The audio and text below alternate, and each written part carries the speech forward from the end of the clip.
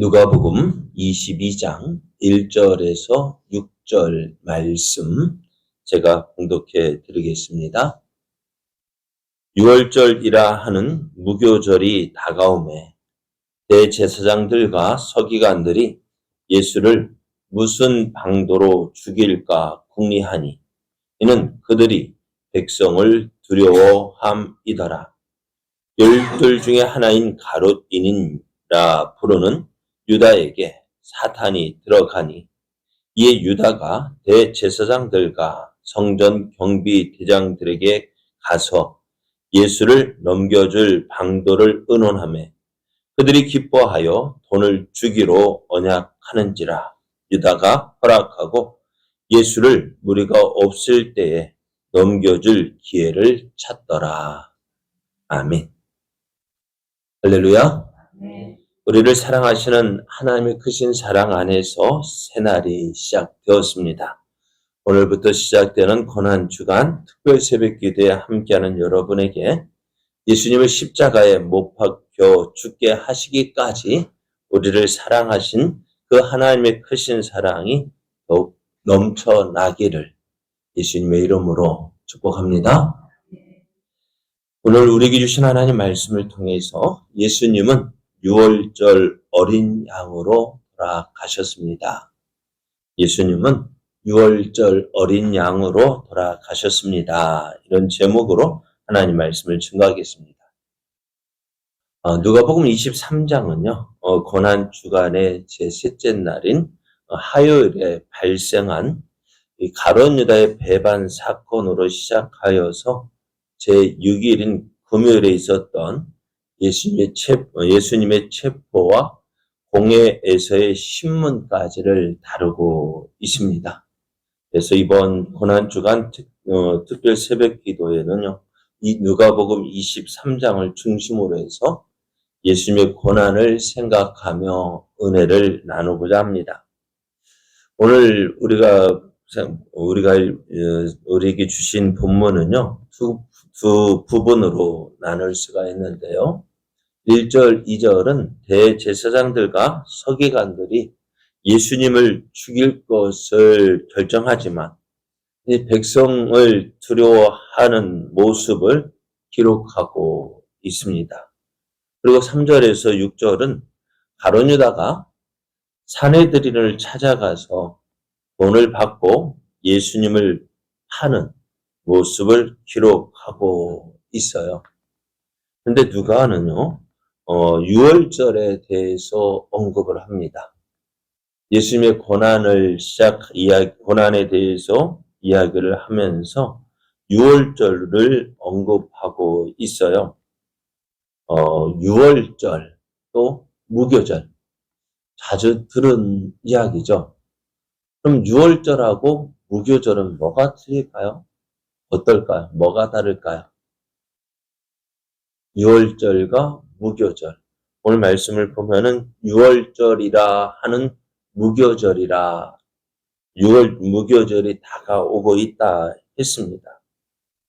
유월절과 무교절은요, 어떤 그 기원에서 연속성을 가지고 있습니다. 유월절은 유대인들의 달력으로는 첫 달인 니산월 14일째 되는 날 저녁에 지켜졌어요. 이날은 이제 하나님께서 이스라엘을 구원하기 위해서 10가지 재앙을 내리셨는데요. 마지막 재앙이 장자의 죽음입니다. 하나님은 이 모세에게 이 유월절, 이 장자의 죽음이 오기 전에 어떻게 하라고 명하셨어요? 온 가족이 한데 모여서 유월절 양을 잡고 그 피를 문설주와 임방에 뿌리라고 했어요. 그래서 그 피를 보는 죽음의 천사가 그 피를 볼 때에 지나간다, 넘어간다라고 하셨고요. 정말로 이제 말씀을 듣고 순종해서 그 어린 양을 잡아 피를 뿌린 그 집에는요, 그 집은 무사했어요. 아무 일이 일어나지 않았지만은 피가 없는 집, 유월절에 어린 양의 피가 없는 집은 장자가 죽임을 당한 일이 기록되어져 있습니다. 그래서 하나님은 유대인들에게 모세에게 이 이스라엘 백성에게 어떻게요? 이 양을 잡아 피를 뿌리고 그 양을 잡아 먹는 그 날을 유월절로 지키게 했어요. 유월이란 말은 넘어간다라는 뜻을 가지고 있습니다. 그리고 이 유월절을 지킨 다음 어떻게 해요? 일주일간을 무교절로 지키라고 했어요. 그러니까 유월절과 우리는 명절하면은 하루를 지킵니다만은 이스라엘은 유대인은 일주일간을 지킵니다.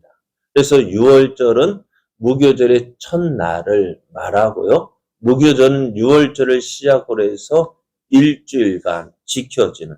그래서 이 무교절은 이스라엘 백성은 어떻게 해요? 누룩 없는 빵을 먹고 쓴 나무를 먹게 하셨습니다.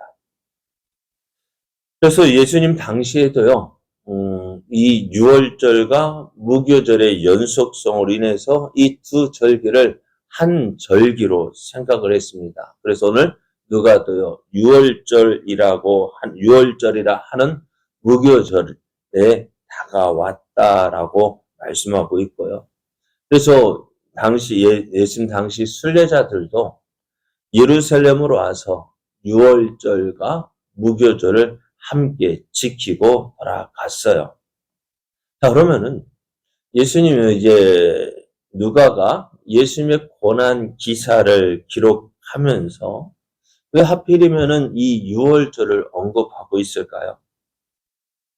유월절 앞에서 말씀드린 대로 유월절이 어때요? 이미 9가지 재앙을 내렸지만은 바로가 어떻게 해요? 굴복하지 않는 거예요. 9가지 재앙을 내려서 이스라엘의 하나님이 어떤 분이라는 것을 분명히 보여주었지만 또 이스라엘 역시 애굽에 내린 이 9가지 재앙을 통해서 우리 하나님이 이런 분이시구나. 어떻게 해요? 애굽에서 섬기고 있던 그 어떤 우상도 하나님의 권능 앞에서는 아무것도 아니구나. 그래서 우리의 하나님이 누구 말도 최고, 제일인 줄 알고 있었는데요.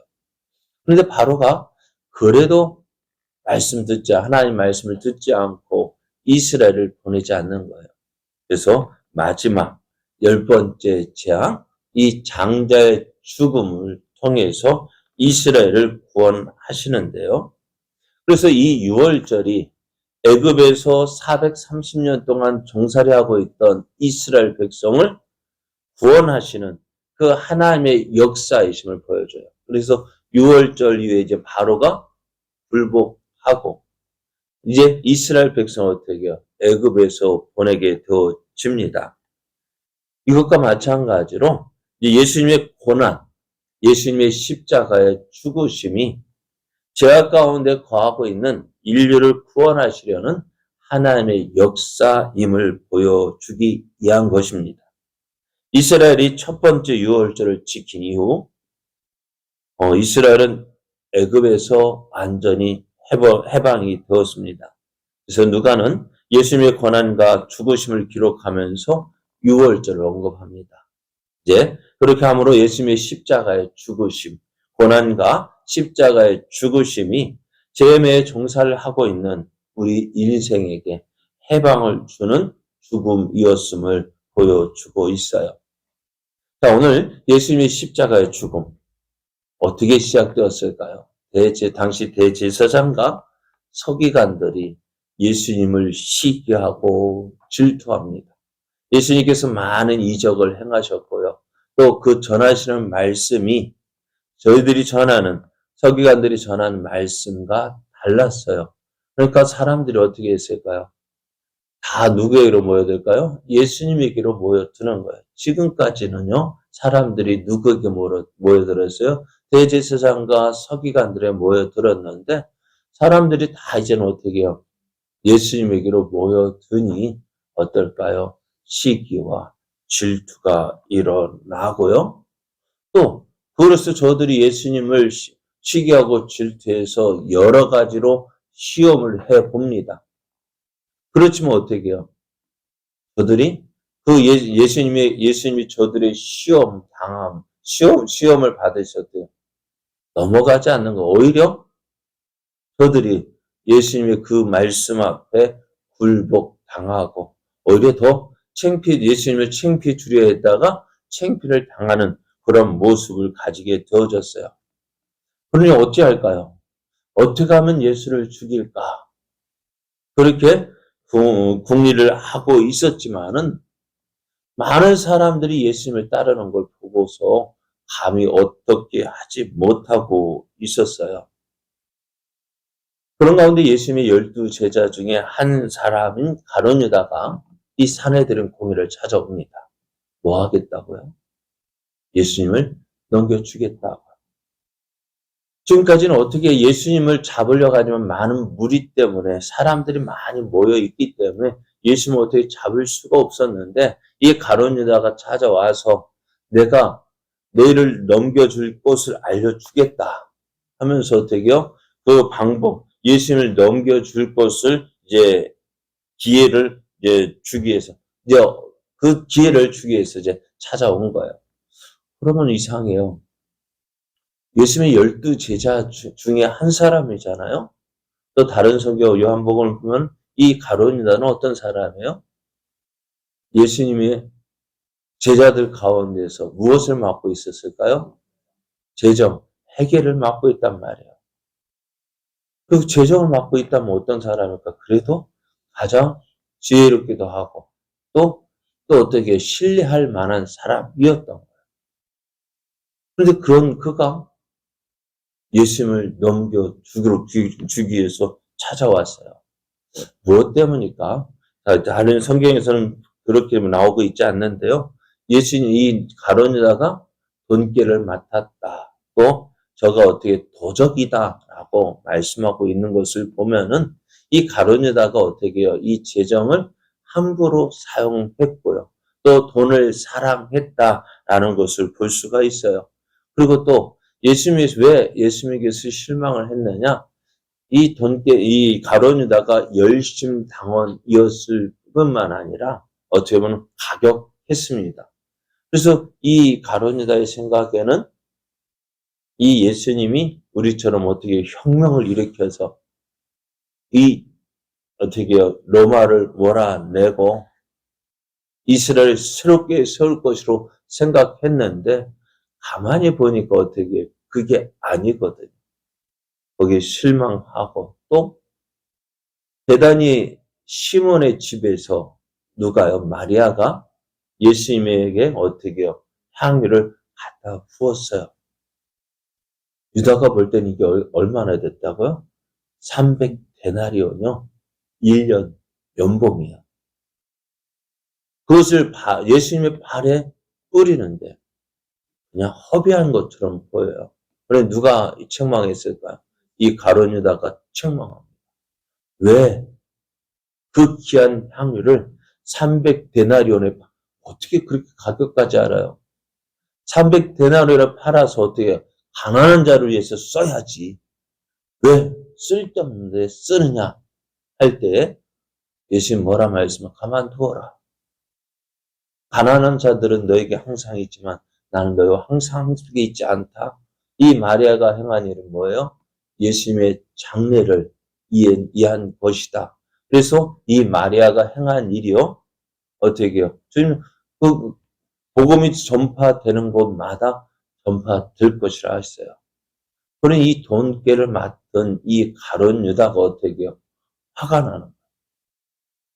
그 화가 나가지고 예수님을 그 마음에 누가요? 사단이 들어갔다는 거예요. 그래서 이제 가룟 유다가 배반을 합니다. 그렇지 않아도 예수님을 죽이려고 했지만 예수님을 잡아 죽이려고 그 방도를 찾고 있었던 이들은 어떻게 했어요? 기뻐했습니다. 자신의 뜻이 이루어지는 것으로 생각하고 기뻐하고 이 가룟 유다에게 돈을 주기로 언약을 하고 이제 가룟 유다는 어떻게 해요? 그때부터 언제 넘겨줄 것인가? 그 때를 찾고 있었습니다. 사단은 자신의 뜻을 이루기 위해서 예수님의 제자에게까지 영향력을 미쳤습니다. 그렇게 해서 어떻게 보면요, 사단의 계획이 이루어지는 것 같아요. 예수님을 잡아 죽일 궁리를 하던 이 대제사장과 서기관들, 자신의 계획을 세웠지만 어떻게 그 계획을 이룰 수 없기에 발만 동동 구르고 있었어요. 거기에 누가 찾아와요? 가룟 유다가 찾아왔어요. 그래서 그 일이 자기의 뜻대로 되어지는 줄 알았어요. 사단도 어떻게 해요? 이 예수를 죽이려는 이들의 마음이 서로 협작해서 어떻게 해요? 그 뜻이 이루어지는 것처럼 보였어요. 그리고 모든 것이 어떻게 해요? 저들이 원하는 대로 된 것처럼 보입니다. 그러나 그 결과 어떻게 되어졌을까요? 요셉을 시기했던 형들, 요셉을 팔았습니다. 종으로 팔았습니다. 그러나 그렇게 팔면 죽으면 어떻게 해요? 그러면서 이 요셉의 꿈이 어떻게 되는지 지켜보자. 시기와 질투했던 요셉을 시기하고 질투했던 그 형들 어떻게 되는지 보자 하며 그 요셉을 죽였지만 어떻게 해요? 하나님의 뜻은 이루어졌습니다. 예수님을 시기하고 질투했던 대제사장과 서기관들의 계획이 저들이 원하는 대로 되어지는 것 같았어요. 그러나 하나님은 저 악인들이 그 계획이 이루어지는 것 같았지만 그러나 하나님은요. 그것을 통해서 우리를 구원하신 죄에 빠진 우리를 구원하시려는 그 하나님의 계획을 이루어 가셨습니다. 오늘 그 모습이 오늘 구약의 6월절의 그 모습이 예수님의 죽음을 예표하는 사건으로 말씀하고 있고요. 또 하나님의 뜻이 이루어지고 있음을 보여주고 있습니다. 그렇습니다. 예수님은 6월절의 어린 양으로서 온 이스라엘 백성을 구원하여 피 흘린 그 어린 양과 같이 우리의 하나님의 진노 앞에 서 있는 우리를 구원하시려는 그 하나님의 뜻이 이루어진 사건입니다. 그래서 우리가 이 6월절을 통해서 예수님이 6월절의 어린 양으로 돌아가셨구나. 또 그러면서 우리 인간을 구원하시려는 하나님의 뜻이 이렇게 어쩌면 실패 같았지만 그 실패를 바꾸어서 성 하나님의 뜻을 이루어 가시는 것을 우리가 보게 됩니다. 오늘 우리의 삶도요. 어떨까 항상 성공하는 삶은 아닌 것 같아요. 때론 실패할 수 있고요. 내가 원하는 대로 되어지지 않을 것 같아요. 그래서 우리는 실망하고 낙심해서 그 자리에 주저앉을 수밖에 없는 것 같지만 그러나 이것까지도 어떻게 하나님의 뜻에 있음을 믿고요. 오늘 우리와 함께 하신 하나님, 우리를 통해서 하나님의 선하신 뜻을 이루어 가시는 그 하나님을 믿고요. 어떻게 해요? 믿음으로 승리하는 삶 살아가는 저와 여러분 되어지기를 예수님의 이름으로 축복합니다.